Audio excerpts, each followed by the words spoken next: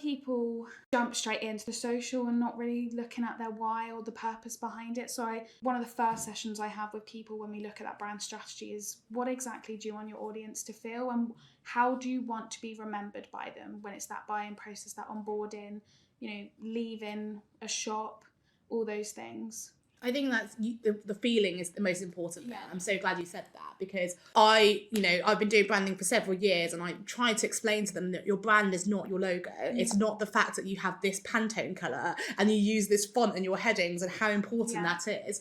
It is the feeling, because if you think about all the top brands in the world, can you name any of their values? Like, most of them you can't. Like, take Nike, one of the most popular brands in the world. If I were to list their values, I don't think I could actually list their values exactly, but I could tell you how Nike comes across and the sort of brand they are. Obviously their tagline everyone knows, and their logo that people know, it's iconic, but it's like they are associated with the best athletes in the world.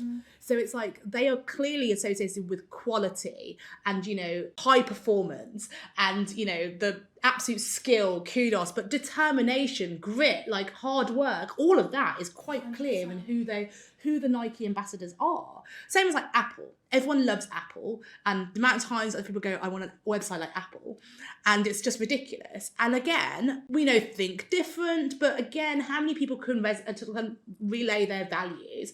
But we can tell you that we were just talking about, you transitioning from Windows to Apple, but I was saying that I think the way that Apple makes people feel, like, Apple don't necessarily have superior products per se, but people will be completely loyal to the brand just for like ease and like, the slick and like the design and like all of that sort of stuff. So for me, that feeling is absolutely everything. 100%.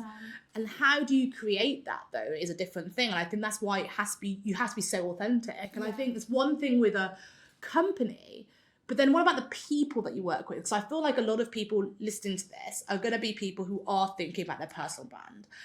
And like we said at the beginning of this episode, like LinkedIn's a big place for it, but obviously depending on what platform, Instagram might be right for you, Twitter, like wherever you are showing up. And remember, personal branding is not necessarily just the social media, but obviously that's where a lot of content is.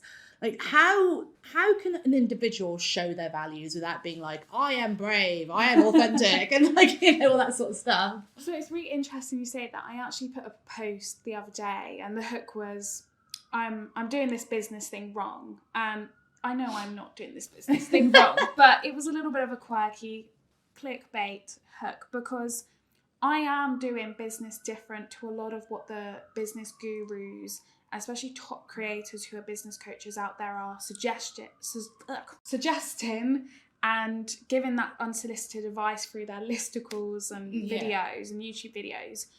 I don't have cookie cutter approach sales calls with people, completely non-salesy, because the sort of work I do, personal branding, brand strategy, is getting to know someone's mission, understanding them and giving them an ear, because the first thing they want to have as an experience with me is being able to trust me.